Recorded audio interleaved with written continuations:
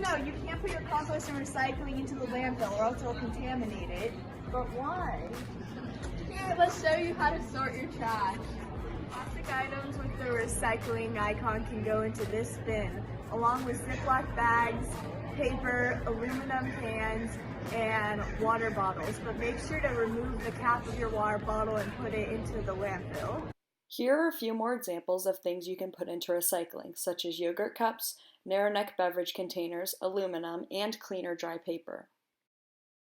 A good rule of thumb is to only recycle hard plastics, so things such as saran wrap will always go in landfill, but other items such as water bottles will always go into recycling. Any food items you have can go in the compost bin, along with any food soiled paper products such as napkins and our cafeteria trays. Always remember, anything coated in plastic has to go to landfill. If it has no plastic coating, that can be put into compost, as shown on our left. Any non-recyclable items go into the trash and landfill, as well as any juice boxes and pouches. If you are unsure where something goes and there's no bin monitor to help you, put your item into landfill. This helps us reduce our contamination rates in the other bins. Don't worry, if you don't know where the lunch place goes, we'll have signs on the bins, and we'll also have bin monitors that will tell you where things will go. Here's a picture of the signage you'll see on every bin. If you have any questions, make sure to ask a bin monitor and they'll be happy to help you out. Why does this concern me? Why do I have to sort my waste? Sorting your waste is incredibly important because we need to make sure that we're saving as much waste from going to the landfill as possible. So let's take a look at what this is like in Pleasanton. Hello and welcome to the Pleasanton Garbage Service, or PGS, transfer station. If you live in Pleasanton, this is where all of your waste ends up. Anything you put in a trash can is not sorted and goes directly to the Vasco Road landfill. Directly in front of you, there is a large rectangular trench in the ground. Semi-trucks park underneath the pit and material is pushed into it and into the trucks. On the other side of the trench, you can see a truck just arriving with a load of mixed recycling. This material has come from residential recycling bins. The mixed recycling must now be sorted by type. For example, when people put non-recyclable items in their recycling bins, it causes contamination.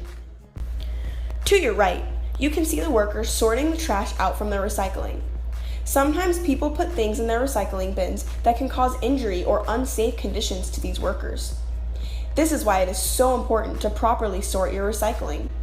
By only recycling the proper items, we are showing respect and compassion to these workers. They're an important step in this recycling process, and we shouldn't make their jobs any harder than necessary. This is a different angle to show how much material passes through the MRF every minute. Those workers are only human, and they can't remove every single piece of trash that people have put in their recycling. This becomes important later when PGS tries to sell the product. As contamination increases, the price will decrease, and that can result in higher costs for recycling services. These workers are sorting the specific types of recyclable material.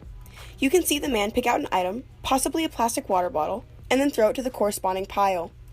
Each employee has one item to look for in order to make the process as efficient as possible.